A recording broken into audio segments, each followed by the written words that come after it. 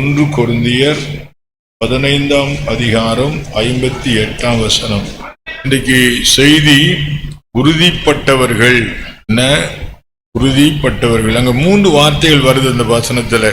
உறுதிப்பட்டவர்களாய், அசையாதவர்களாய், பெருகுகிறவர்களாய். ஒரு விசுவாசி எப்படி இருக்கணும்னு ஆண்டவர் சொல்றார். How a believer should be. How a believer should be. ஒரு விசுவாசி எப்படி இருக்கணுமா? முதல்ல உறுதியா இருக்கணுமா? ஸ்டெடி. ஸ்டெடியா பிடிச்சுக்கணும்ல, ஸ்டெடி. ஸ்டெட்ஃபாஸ்ட்னஸ் ஆங்கிலத்துல. firm. ஒரு விசுவாசி எப்படி இருக்கணுமா? உறுதியா இருக்கணுமா? உறுதிப்பட்டவர்கள். அப்புறம் அடுத்த வார்த்தை அசையாதவர்கள். அசையவே கூடாதான், அசையவே கூடாதான். முதல்ல உறுதிப்பட்டவர்கள், இரண்டாவது அசையாதவர்கள், இதுக்கு பிறகுதான் பெருகுகிறவர்கள்.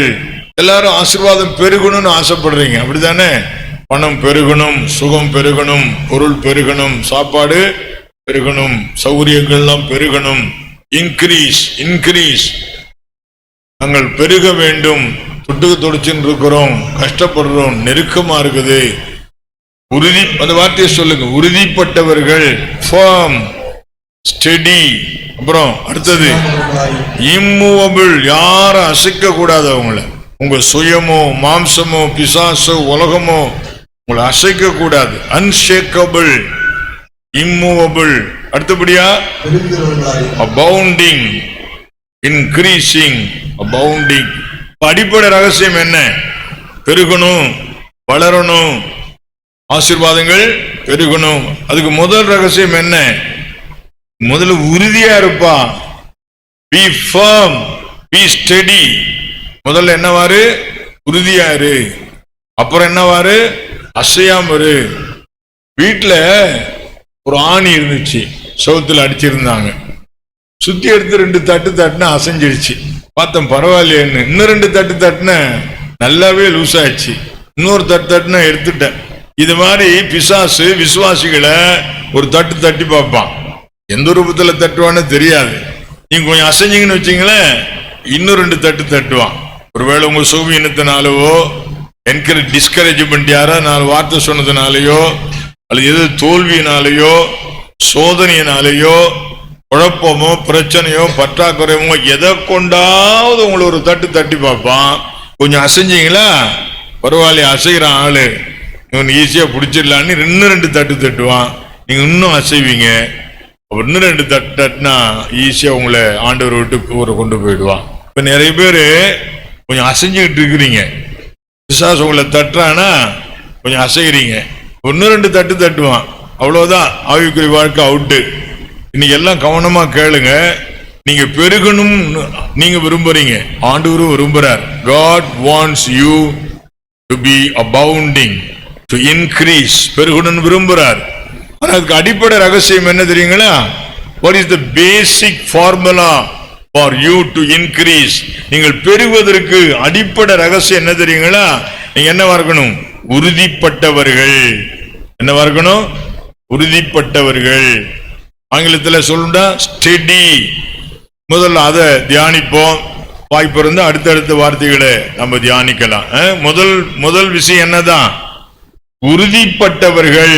B steady. உறுதிப்பட்டவர்கள். ஆவிக்குரிய வாழ்க்கையில என்னவா இருக்கணுமா? Be steady.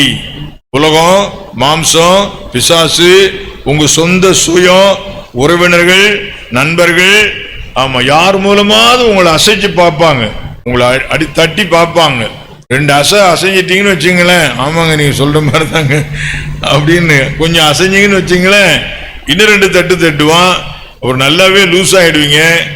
இன்னொரு தட்டு தட்டுனா நல்லாவே பிடிங்கிட்டு வந்துடும். அவ்வளவுதான் கதை. You shall be permanently plucked out from the presence of God. தேவ சமூகத்தை விட்டு உங்களை பிடிங்க எடுத்துட்டு போயிடுவான். வருவீங்க, உட்கார்ந்தெல்லாம் இருப்பீங்க, பாட்டெல்லாம் பாடுவீங்க. அவன் ஆண்டவரோடு நல்ல உறவுல இருக்க மாட்டீங்க. என்ன சாத்தா உங்களை பிடிங்கிட்டு போயிட்டான். இங்க வர்றதுனால நீங்க ஆண்டவரோடு உறுதியா இருக்கீங்களா சொல்ல முடியாது. We can't say you are really strong and stable and steady because you are regular to the church. நீ ரெகுலரா சர்ச்சுக்கு வந்துட்டதுனால மாத்திரம் நீ ஆவிக்குரிய வாழ்க்கையில ஸ்ட்ராங்கா இருக்கன்னு சொல்லவே முடியாது, சொல்லவே முடியாது. கர்த்தருக்கு தெரியும், சாத்தானுக்கு தெரியும், ஆண்டவருக்கு உனக்கும் உள்ள உறவு எப்படி இருக்குன்னு தெரியும். ஓகே, எதுல உறுதியா இருக்கணும்னு சுருக்கமா சில காரியங்களை சொல்ல விரும்புறேன். ஏசாயா தீர்க்கதரிசி புஸ்தகம் 26ஆம் அதிகாரம் 3ஆம் வசனம் வாசிக்கலாம். உம்மை யார?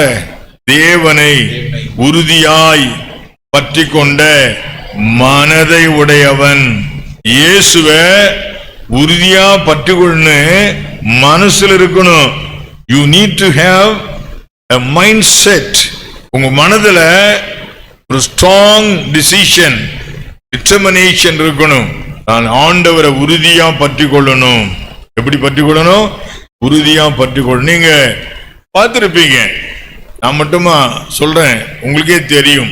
இந்த சிங்கம் புலி எல்லாம் மரத்து மேல ஏறும், மரத்து மேல ஏறும், ஃபாஸ்டா ஏறும்.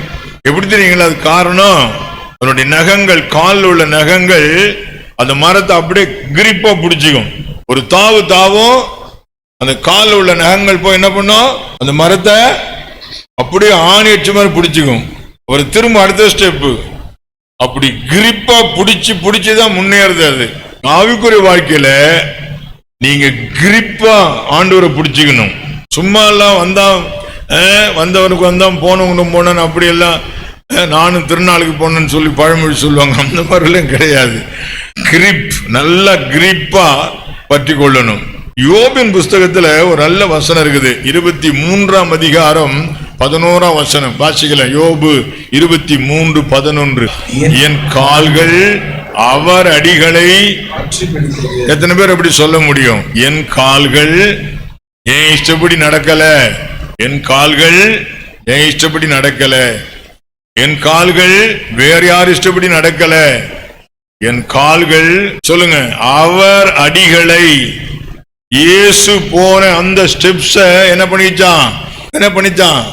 பற்றி பிடித்தது, கிரிப் பண்ணிச்சான், விடவே இல்லையா.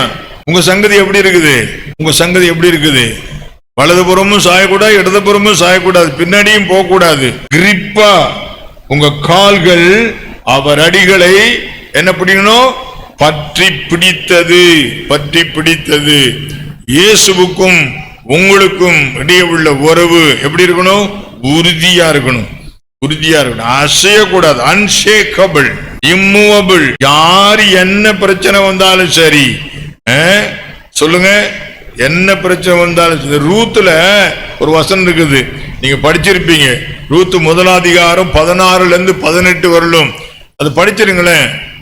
ரூத்தின் புஸ்தகம் 1ஆம் அதிகாரம் 16 முதல் 18 வரை. நான் உம்மை பின்பற்றாமல், அம்மா சொல்லுது, ரூத்து சொல்லுது அவங்க மாமியாரை பார்த்து, நகோமியை பார்த்து, நான் உம்மை விட்டு பின்பற்றாமல், எல்லாம் சொல்லுங்க, உம்மை விட்டு திரும்பி போவதை குறித்து என்னோடு பேச வேண்டாம். அதை பத்தி பேச்சுக்கே இடம் இல்லை. இயேசுக்கு எனக்கு உள்ள உறவை விட்டு பிரியிறது பேச்சுக்கே இடம் இல்லை. செத்தால் சாவு. அந்த அம்மா தொடர்ந்து போது பாரு, என்னென்ன சொல்லுது பாருங்க. நீர் போகும் இடத்திற்கு நானும் வருவேன். கல்வாரி செல்விக்கு போனா அங்க வருவேன், கெசமேனே தோட்டத்துக்கு போனா அங்க வருவேன், எங்கன்னாலும் வருவேன். எல்லாரும் இயேசுவை கொலை பண்ண தேடுறாங்க. இயேசு சொல்றாரு அந்நேரம் பார்த்து, வாங்கப்பா எருசலேமுக்கு போலாம். அப்ப சீச்சர்கள் சொல்றாங்க, இப்பதானே உன்னை கொலை செய்ய ட்ரை பண்ணாங்க, அந்த ஊருக்கா மறுபடியும் போறேன்? ஆமா, அங்கதான் போறேன். நீர் போகும் இடத்திற்கு நானும் வருவேன், நீ தங்கும் இடத்திலே நானும் தங்குவேன். உம்முடைய ஜனம் என்னுடைய ஜனம், உம்முடைய தேவன். அடுத்த வசனம், நீர் மரணம் அடையும் இடத்தில் நானும் மரணம் அடைந்து அங்கே அடக்கம் பண்ணப்படும். எவ்வளவு துணிச்சலான ஒரு முடிவு பாருங்களேன். மரணமே அல்லாமல் வேறு ஒன்றும் விட்டு என்னை பிரித்து, பாருங்களேன், சாகர வரையிலும் இயேசு விட மாட்டேன். முடிவெடுக்கணும். டெங்கு ஜுரம் வரும், டைபாய்டு காய்ச்சல் வரும், கொரோனா வரும், சொல்லுங்க, டைரியா வரும், என்னாலும் வந்துட்டு போட்டோம். வீடு போச்சு, பணம் போச்சு, சொத்து போச்சு, சுகம் போச்சு, நல்லது ஒண்ணு நடக்கல, வீடு கட்ட முடியல, நல்ல வேலை வரல, நல்ல வருமானம் வரல, நல்ல குடும்ப அமைப்பு வரல, பசி பட்னி, இன்னும் சுத்தப்பட்டு வரல, இருந்துட்டு போது கவலைப்பட மாட்டேன். நான் இயேசுவை விடாமல் பின்பற்றுவேன், இயேசுவை விடாமல் பின்பற்றுவேன். ஆமா, ரோமர் நிருபத்துல நல்ல அழகான வசனம் இருக்குது. எடுங்க பாலா. ரோமர் 8ஆம் அதிகாரத்துல கடைசி சில வசனங்கள் 36ல இருந்து படிக்கலாம். ரோமர் 8:36 இருந்து. கிறிஸ்துவின் அன்பை விட்டு நம்மை பிரிப்பவன் யார்? அப்புறம் உபத்திரம் வரும், உபத்திரமோ வியாகுலம் வரும், துன்பம் வரும், பசியோ, சட்டை கூட இல்லாத ஒரு நிலைமை, நிர்வாணமோ, நாசம் பண்ணிட்டாங்க வாழ்க்கைய, வீட்டையே நாசம் பண்ணிட்டான் சைத்தான். அப்படி ஆனாலும் பரவாயில்ல, நாசம் மோசமோ பட்டயமோ, அப்புறம் அன்பு கூறுவராளே முற்றும் செய்யுள்ள, இது ஒன்னும் எங்களுக்கு கிறிஸ்துவின் அன்பை விட்டு பிரிக்க. கர்த்தராகிய இயேசுவில் உள்ள தேவனுடைய அன்பை விட்டு நம்மை பிரிக்க மாட்டார். சொல்வீங்களா? உலகமோ மாம்சமோ சாத்தானோ உறவுகளோ பணமோ எதுவோ என்னை இயேசுவிடமிருந்து பிரிக்க முடியாது. இயேசுவிடமிருந்து பிரிக்க முடியாது. சில வருடங்களுக்கு முன்பு டெல்லியிலிருந்து ஒரு ஊழியக்கார் வந்து பிரசங்கம் வச்சார். நீங்க தான் ஞாபகம் வச்சிருக்கோம். அதே பிரசங்கத்தை பண்ண கூட புதுசா தான் பார்ப்பீங்க. இந்த வசனத்திலிருந்து பிரசங்கம் வச்சார். பாஸ்டர் ஜலபதினு ஒருத்தர் டெல்லியிலிருந்து வந்திருந்தார். அவர் சொன்னார், இது ஒன்னும் பிரிக்காது. அவர் எதுதான் பிரிக்கும்? நீ நினைச்சனா பிரிச்சிடலான்னாரு. உபத்திரவம் பிரிக்காது, மரணம் பிரிக்காது, வியாதி பிரிக்காது, துன்பம் பிரிக்காது. நீ வந்து ஆணுடைய வசனத்துக்கு விரோதமா ஒரு பாவத்தை செய்யும் போது நீ பிரிஞ்சிருவ. உபத்திரவமோ பிரச்சனையோ வியாதியோ துன்பமோ தொல்லையோ உன்னை இயேசு விட்டு பிரிக்காது. ஆனா நீ சுயத்துக்கு இடம் கொடுப்பாயானால், நீ சுயத்துக்கு இடம் கொடுப்பாயானால் தேவனுட்டு பிரிச்சிரும். ஜாக்கிரதையா இருந்து கொள்ளுங்க. உறுதிப்பட்டவர்கள். ஒரு விசுவாசி எப்படி இருக்கணும்? சொல்ல மாட்டேன்றீங்களா அந்த வார்த்தையை? உறுதிப்பட்டவர்கள். ஸ்டடி. எதுல? ஆண்டவரோடு உள்ள உறவிலே. இரண்டாவது, நீங்கள் உறுதியா இருக்க வேண்டிய இன்னொரு விஷயம், யோவான் சுவிசேஷம் 8ஆம் அதிகாரம் 31ஆம் வசனத்தை வாசிக்க கேட்போம். யோவான் 8:31. நீங்கள் என் உபதேசத்தில் நிலைத்திருந்தால். அப்ப எதுல நிலைச்சிருக்கணும்? வசனத்துல உறுதியா இருக்கணும். You should be firm, steady in God's word. ஆண்டவருடைய வார்த்தையில உறுதியா இருக்கணும். ஆண்டவருடைய வார்த்தையில உறுதியா. நல்ல கவனமா கேளுங்க. எனக்கு தெரிந்த ஒரு குடும்பம், அந்த குடும்பத்துல ஒரு திருமணம் நடந்தது. நல்ல திருமணம் நடந்தது. கொஞ்ச நாட்கள் சேர்ந்து வாழ்ந்தார்கள். ஒரு பிள்ளையும் பிறந்தது. பிள்ளை பிறந்த பிற்பாடு கணவனுக்கும் மனைக்கும் பிரச்சனை வந்துருச்சு. அது எப்படி வந்துச்சோ தெரியல. 2 பேரும் பிரிஞ்சிட்டாங்க. அந்த கணவன் பெண்ணுகிட்ட பேசவே இல்லை, அந்த பிள்ளைய கூட பார்க்கவே இல்லை. 1 வருஷமா பார்க்கல, போன் கூட பண்ணல, மனைவியும் விசாரிக்கல. 2 வருஷம் 3 வருஷம் வீட்டுல குடும்பத்தில் உள்ளவங்களாம் அந்த பெண்ணை பார்த்து சொன்னாங்க, விட்டுடு அவனை, கோர்ட்ல கேஸ் போட்டு வேற கல்யாணம் பண்ணிடுவோம் உனக்கு. அந்த பிள்ளை சொல்லுது, முடியாது. வசனம் சொல்லுது. என்ன வசனம் சொல்லுது? புருஷன் உயிரோடு இருக்கும் போது வேறொரு பெண்ணை வேறொரு மாப்பிள்ளை திருமணம் செய்தா அது விபச்சாரம் பைபிள்ல போட்டிருக்குது. அதை நான் அந்த பாவத்தை நான் செய்ய மாட்டேன். எல்லாரும் நல்லா கவனிச்சு கொள்ளுங்க. மனைவி உயிரோடு இருக்கும் பொழுது மனைவியை தள்ளிவிட்டு வேறொரு பெண்ணை விவாகம் பண்ணினால் அதை ஆண்டவருடைய வார்த்தை விபச்சாரம் என்று சொல்லுகிறது. விளங்குதா விளங்கலையா? கல்யாணம் பண்ண ஒரு ஆளு, அவன் மனைவி உயிரோடு இருக்கிறாங்க. மனைவி உயிரோடு இருக்கும் போது அந்த மனைவியை தள்ளிவிட்டு வேறொரு மனைவி அவன் திருமணம் செய்வானால் அது விபச்சாரம் என்று வேதம் சொல்லுகிறது. அதே போல ஒரு ஸ்திரீ தன் புருஷன் உயிரோடு இருக்கும் போது ஆமா வேறொரு மாப்பிள்ளையை திருமணம் செய்தால் அது பாவம், விபச்சாரம் என்று வேதம் சொல்லுது. அந்த சகோதரி அதை சொல்லி சொல்லி சொல்லி எல்லாரும் கேட்கிறாங்க, போய் என்னம்மா நீ தனியா இருப்பியா, வாழ்நாளெல்லாம் தனியா இருப்பியா, ஐயோ ஐயோ அப்படின்றாங்க. அந்த பெண்ணு சொல்லுது, முடியாது, நான் வசனத்தின்படி வாழ விரும்புறேன். எத்தனை பேர் அப்படி உறுதியா இருப்பீங்க? வசனத்தின்படி கர்த்தருக்கு காணிக்க கொடுக்கறதுல உறுதியா இருப்பீங்களா? வசனம் சொல்லுது. யாருக்காவது சந்தேகம் வந்து என்கிட்ட வந்து கேளு. வசனம் சொல்லுது.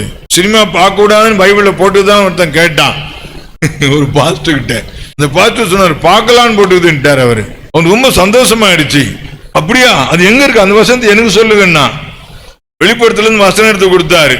அநியாயம் செய்கிறவன் இன்னும் செய்யட்டும், அசுத்தமா இருக்கிறவன் இன்னும் அசுத்தமா இருக்கட்டும் அப்படின்னு. ஆமா, சாராயம் குடிக்கலாம் பைபிள்ல போட்டுக்குதான்னு கேட்கறான் சில ஆளு. குடிக்க கூடாதுன்னு சொல்லுது, குடி, உன் பாடு அது, உன் பாடு அது. வசனத்துக்கு கீழ்ப்படினா நீ வசனத்தை படிச்சு கீழ்ப்படி. நல்லா கவனமா கேட்டுங்க. மனைவி உயிரோடு இருக்கும் போது அது தள்ளிவிட்டு வேறொரு பெண்ணை திருமணம் செய்தால் அது பாவம். கணவன் உயிரோடு இருக்கும் போது தள்ளிவிட்டு வேறொரு கணவனை திருமணம் செய்தால் அது பாவம். அந்த சகோதரி உறுதியா இருந்தாங்க, வசனத்தை மீற மாட்டேன், வசனத்தினுடைய வாழ்வேன். இப்ப 2 பேரும் சேர்ந்து வாழ்றாங்க தெரியுங்களா? 2 பேரும் சேர்ந்து வாழ்றாங்க, 2 பேரும் சந்தோஷமா இருக்கிறாங்க, 2 பேரும் 2 பேர் வீட்டுக்கும் போறாங்க. ஒரு கைதட்டி கர்த்தருக்கு ஸ்தோத்திரம் பண்ண மாட்டீங்களா? சொல்லுங்க, எப்படி வாழணும்? எதுல உறுதியா இருக்கணும்? வசனத்தில் உறுதி, வசனத்தில் உறுதி. பிலிப்பியர் 2:14 சொல்லுது, கோணலும் மாறுபாடும் உள்ள இந்த சந்ததியிலே ஜீவ வசனத்தை பிடித்துக் கொண்டு சுடர்களை போல பிரகாசிக்கிற நீங்கள். வசனத்தை அதுல என்ன இருக்கணும்? உறுதிப்பட்டவர்கள், வசனத்திலே உறுதிப்பட்டவர்கள். நான் ஒரு நாள் வசனத்தை மீற மாட்டேன். I will never trespass God's word. ஒரு நாள் வசனத்தை மீற மாட்டேன். ஸ்டெடியா இருக்கணும் வசனத்துல, வசனத்துல ஸ்டெடியா இருக்கணும். பார்க்கலாமா? உறுதிப்பட்டவர்களாயும் அசையாதவர்களாயும் பெருகிறவர்களாயும் இருப்பீர்களாக. பெருகணும்னா முதல் பாயிண்ட் என்ன பாயிண்ட்? பெருகணும், பெருகணும், வளரணும், பணம் பெருகணும், சுகம் பெருகணும், பொருள் பெருகணும், சபை பெருகணும். உண்மைதான், சபை பெருகணும் தான், வானான்னு சொல்லல. ஆனா இருக்கிற விசுவாசி எல்லாம் முதல்ல என்னவா இருக்கணும்? உறுதியா இருக்கணும். இப்ப இருக்கிற ஒன்னும் சபை விட்டு போக கூடாது, இருக்கிற ஒன்னும் போக கூடாது. அப்படி போகணும்னு நினைச்சேன்னா என்ன வந்து பாரு, என்கிட்ட சொல்லு, நான் சபை விட்டு போலான்னுக்கிறேன்னு சொல்லு, நான் காரணம் கேட்கிறேன், அதுக்கு நீ பதில் சொல்லு. 2 பேரும் உட்காந்து பேசுவோம், 2 பேரும் உட்காந்து பேசுவோம். ரைட்டுப்பா, நீ சொல்ல காரணம் கரெக்டு தான், நீ போலாம் அப்படின்னா நீ போ, சந்தோஷமா போ. கவனமா கேட்பீங்களா? இப்ப இருக்கிற ஒரு ஆளும் வெளியே போக கூடாது. ஏதாவது பிரச்சனைன்னா வந்து பேசு, என்கிட்ட வந்து பேசு, பாஸ்டர் கிட்ட வந்து பேசு. கர்த்தருக்கு ஸ்தோத்திரம். செட் பண்ணிக்கிடுவோம், ஆமா செட் பண்ணிக்குவோம். யாரையும் உள்ளத்துல பகைக்க கூடாது. யாரையும் உன் சகோதரனை உள்ளத்தில் பகையாயாக, இதுக்கெல்லாம் நேரம் இல்ல வசனம் எடுக்கிறதுக்கு. உன் சகோதரனை உள்ளத்தில் பகையாயாக, வெளியே ஒன்னும் உள்ள ஒன்னும் இருக்கக்கூடாது.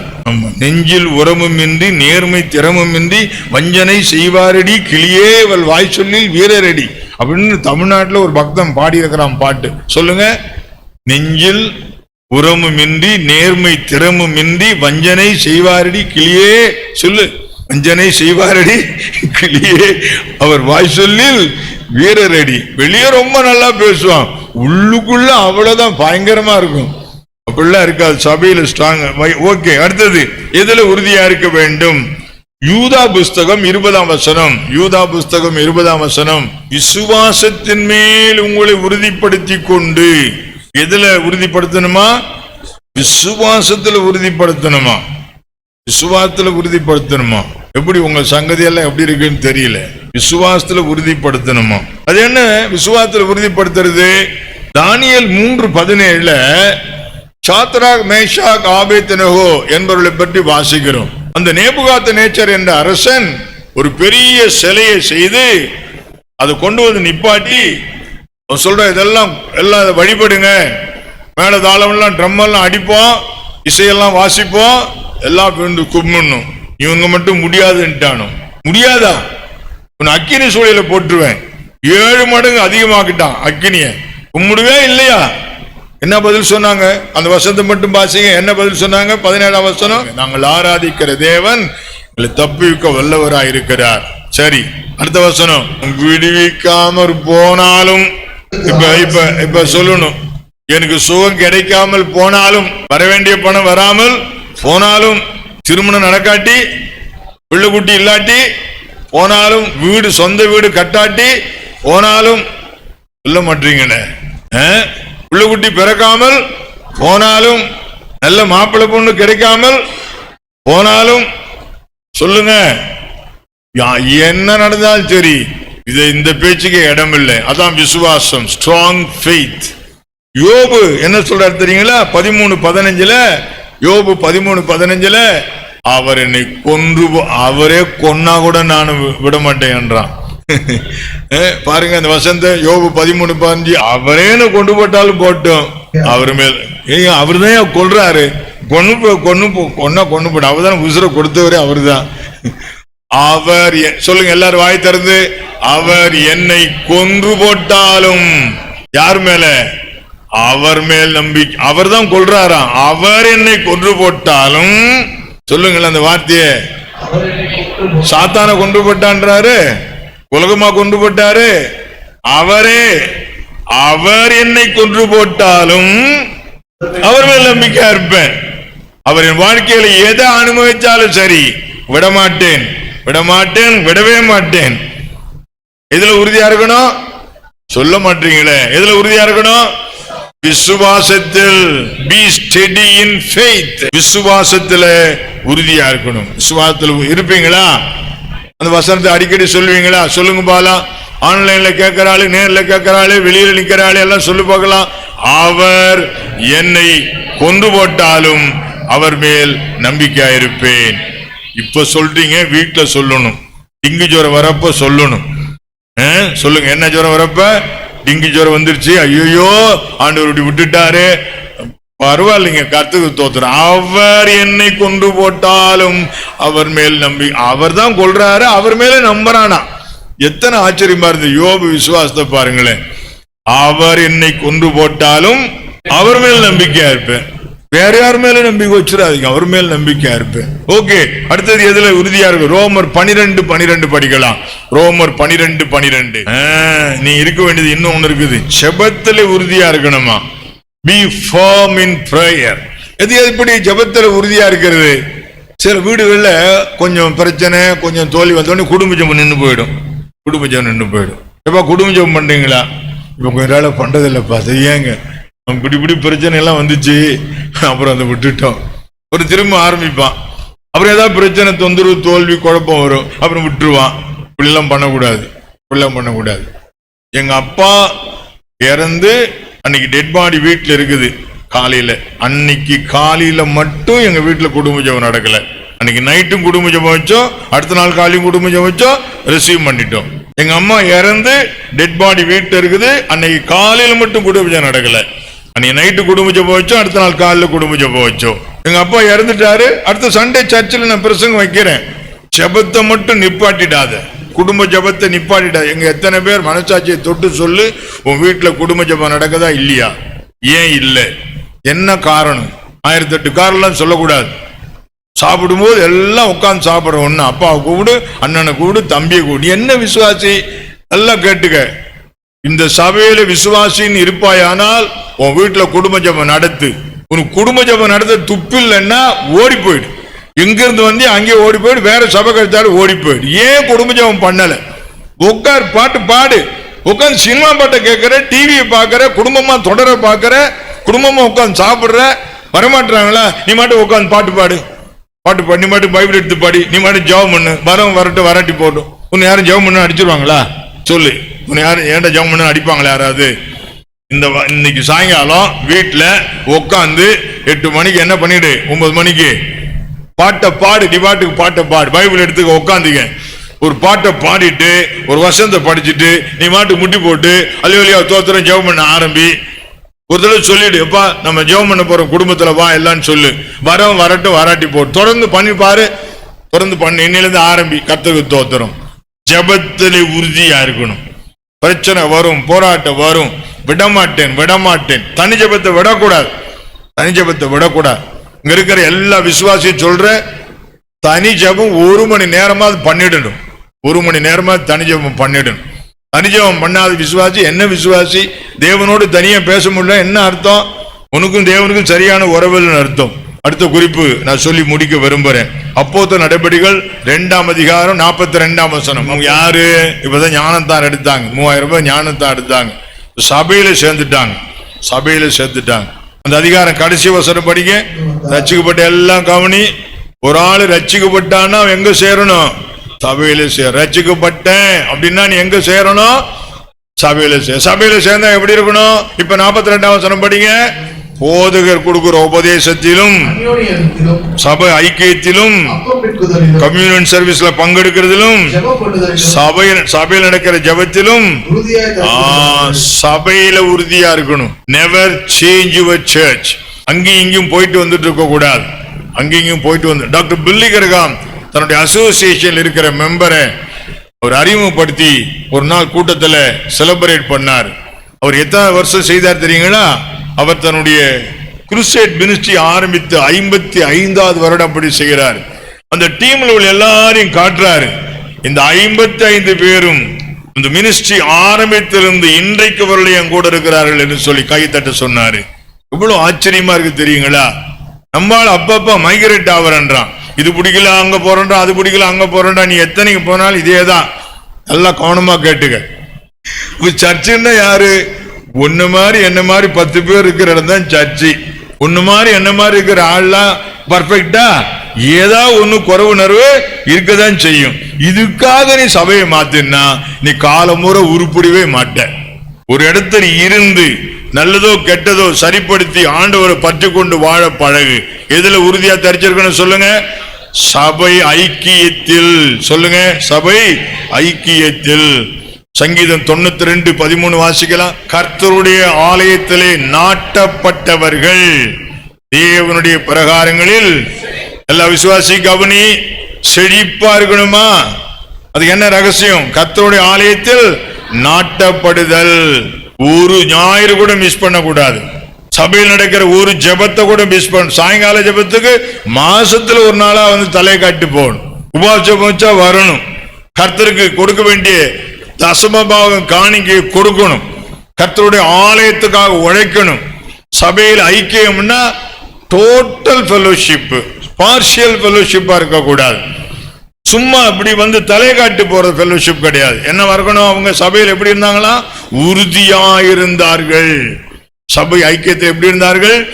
ஆமா, ரைட். 1 கொரிந்தியர் 15:58 இன்னைக்கு தியானத்துக்கு எடுத்துக்கிட்டோம். ஆமா, ஒரு வார்த்தை தான் தியானம் பண்ணோம். என்ன? உறுதிப்பட்டவர்கள், அப்புறம் அசையாதவர்கள், அப்புறம் பெருகுகிறவர்கள். நீ முதல் பாயிண்ட சரியா பிடிச்சுக்க, மீதி தானா நடக்கும். அசையக்கூடாது. ஃப்ரெண்டு வந்து கூப்பிடும், வாடா சினிமாவுக்கு போலாம், வா ஒரு நாள் போயிட்டு வரலாம். என்னைக்கோ ஒரு நாள் ட்ரிங்க் சாப்பிடுறோம், ஜூஸ்டான்றான். என்னவா? இன்னொருத்தனுக்கு சொல்றான், இது ஒண்ணு இல்லடா, ஜூஸ் தான்டா, நல்லது, உடம்பு குடி, பிராந்தி குடி, சளியே வராது, சளி அறுத்துரும். 20 வருஷமா பிராந்தி குடியும் சளி அறவே இல்லட்டும். இந்த பொடி போடுறவன் சொல்றான் என்கிட்ட, பொடி போட்டா சளி அறுதுன்னா. எத்தனை வருஷமா பொடி போடுறோம்? நம்ம எப்படி ஒரு 20 வருஷமா போட்டுக்கிறேன். அருந்துச்சா? இன்னும் அறவே இல்லை. பேய் ஒண்ணு கெடுக்குது, பேய் ஒண்ணு கெடுக்குது. இது சர்பத்து மாதிரி, இது கூல்ட்ரிங்க்ஸ் மாதிரி, இது குடிச்சுக்க உடம்புங்க நல்லது அப்படின்னு சொல்லி ஒண்ணு கெடுத்துட போறான். இவன் குடிச்சு கெட்டானா இன்னொரு கூத்து நடக்குது. இவன் ஒய்ஃப் அப்பப்ப தொந்தரவு பண்ணுது, எங்காவது குடிக்கிறீங்க, டேய் உனக்கு தெரியாதுடி, ரொம்ப சத்துடி, கொஞ்சம் குடிச்சு பாருன்னு அவளுக்கும் கொடுத்துட்டான். அவ ஒரு நாள் குடிச்சாளா, கொஞ்சம் டேஸ்டா இருந்துச்சா, ஒரு 10 நாள் கழிச்சு, ஏங்க அன்னைக்கு என்ன கொடுத்தீங்களே அது கொஞ்சம் நல்லாதாங்க இருக்குது, வாங்கிட்டு வரீங்களா அப்படின்னா.